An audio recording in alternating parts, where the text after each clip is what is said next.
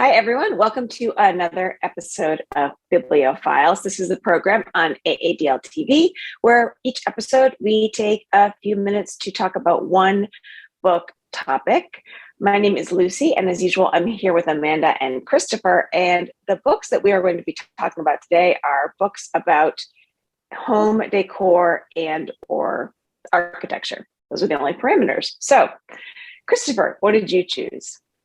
Well, I chose a book all about La Cupola di Brunelleschi, which is Brunelleschi's Dome by Ross King. So Brunelleschi is, I'd say, a mostly forgotten figure of the early Renaissance. At least I had never heard of him before reading this book, but he designed the dome in the cathedral in Florence.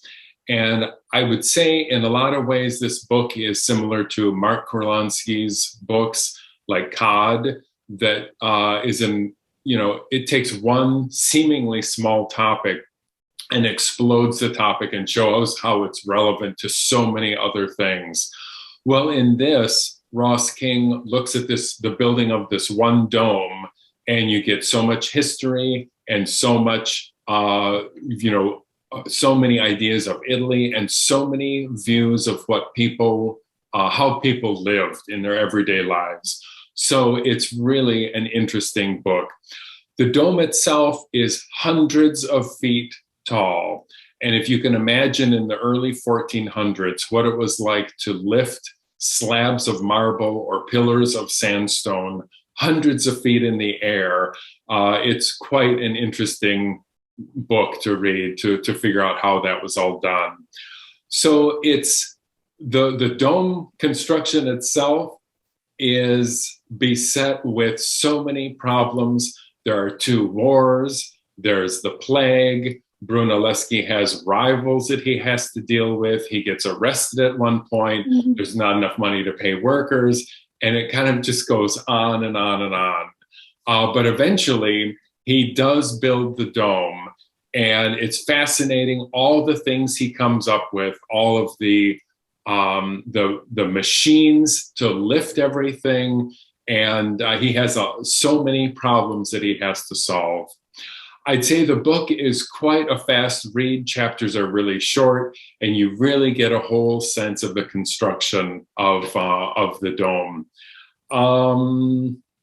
And that's it. So, Amanda, what did you read? So I also did architecture, but I took the topic very literally. And so I picked a book about architecture, but it's a book about architecture from the bird's eye view from a pigeon. The book was written by a pigeon. It is called Architecture According to Pigeons by Speck Lee Tailfeather. It is a large format children's nonfiction book, and it is full of beautiful illustrations. I randomly found this on the shelf, and I was very excited because I didn't know about it. It's published by Phaidon, which does a lot of beautiful art books for adults and kids. So the book is Architecture According to Pigeons. And at the beginning, the pigeon Speck tells us that, hey, humans think we're smelly and stinky and we're associated with garbage. Well, back in the day, we used to, carry messages, but now that there's the phone and the internet. And so the pigeon and some of the other pigeon elders had a meeting and decided that somebody needed to set the record straight and talk about what wonderful creatures pigeons really are. So it goes to Speck deciding that they're going to focus on architecture. And literally the book is filled with beautiful pictures, and it's a bird's eye view of like what they would see or what they would use the buildings for, but it's all factual information. It has kind of a silly tone to it, but it's not silly because it's giving you information. So when the pigeon is talking about like where it might build its nest or hang out or have a lunch or steal a snack, it's specific parts of the buildings, which I thought was a really cool way to absorb information. Even as an adult, I thought it was cool. But also it's a pigeon. They did not specifically, even though it knows information, they have other names that they call these things. So here's a couple examples of the names that this pigeon uses. So the iron tree is one of the architectures that are near the iron tree, which is also the Eiffel Tower. Murder ring, AKA the Colosseum. The mysterious mathematical miracle, the Great Pyramid of Pisa, or Giza. The Great Worm, can you guess what that is? The Great Wall of China. and Hungry Beaks Hall is the Sydney Opera House. So you get their name for it, the real name for it, and then you get like sort of like a cutout view of some of the images, but it's like full double page for a lot of them. There's also a double page spread of illustrations that are like lined up of different skyscrapers, and those are my best towers ever, quote unquote. And then at the very end, of course, it has a bit of an index where it has a small little small blurbs for each of the buildings that are in here. So it has the building and then the architect that's associated with it. So I thought it was a really cool way to learn about buildings, especially like as an adult. I thought it was really cool. And I think it would be really cool for a younger kid too, to look at it if they were into buildings and want to know more about buildings and pieces and what things might be for. But also there's a lot of history involved because a lot of the buildings in here are built a long, long time ago. So I thought it was and I don't know other books that have done this. Maybe there are, and I'm totally out of the loop. But I just think that it's a really cool way to like put together some information about boring old buildings and make it sound cool and fun.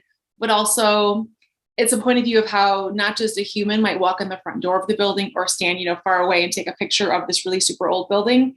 It's a neat way to like bird's eye view, like what they might use some of those parts of the building for, but also giving us lots of good factual historical information. So that is Architecture According to Pigeons by Spec Lee Tailfeather, and it was published in 2013. So that's my book. Lucy, did you move on to architecture or are you with us? I also picked architecture, and I picked a small little book called All the Queen's Houses. This is a book by Raphael Heron Ferry. He is an architect and a photographer. And this book he likes to document overlooked built environments. So he is looking at the idea of identity and place in neighborhoods that are self-described. So he lives in Queens and he takes pictures of all these houses in Queens and all the sections of Queens from 2013 to 2020. He went block by block creating this survey.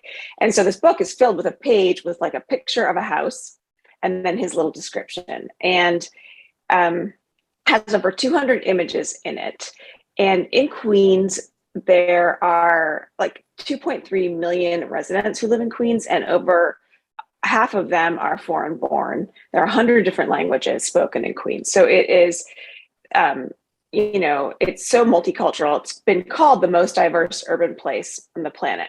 And a lot of that is reflected in the houses because this is architecture that the house might have been built in the 20s or the 40s. It's been added to and redone by the families that are living in it. And that reflects their culture in small ways and big ways.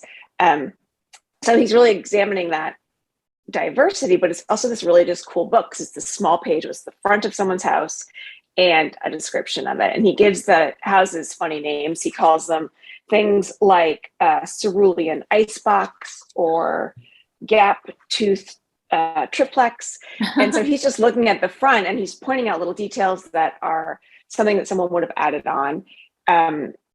Queens, he says, is a place where you can be really individualistic and expressive in your house because there's so much space and there are so many different cultures.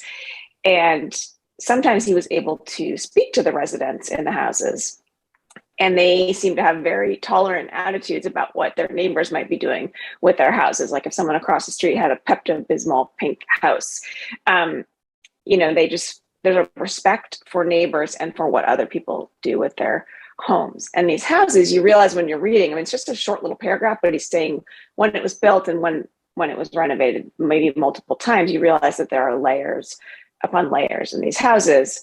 And, there's tiny little architectural details that are really these like idiosyncrasies that reflect this kind of global aesthetic in Queens. So it's just these small pages, these little vignettes, one page, one house. And it's just captivating. I don't know. It's really fun to look at all the different houses and to read his small descriptions of them. You can kind of open to any page, and then he separates it by the neighborhoods in Queens. So I enjoyed it as a book on architecture because I think it gets away from the idea of architecture having like this high design, that's like this product related to consumerism. It's rigid and has to follow these rules and this, what we sometimes think of as architecture. Here he is just looking at this urban environment and these personal details that people have added, but it really is the architecture of the entire borough of Queens. So I really have enjoyed flipping through this book. It's a lot of fun. It's called All the Queen's Houses by Raphael Heron Ferry. So that is my book about architecture. Does anyone else have anything to add? No? Okay. Well, as always, we love to hear from you. If you have enjoyed a book about architecture or home decoration and it's fiction, nonfiction, anything, we would love to hear about it. So leave us a comment below. Thanks for watching.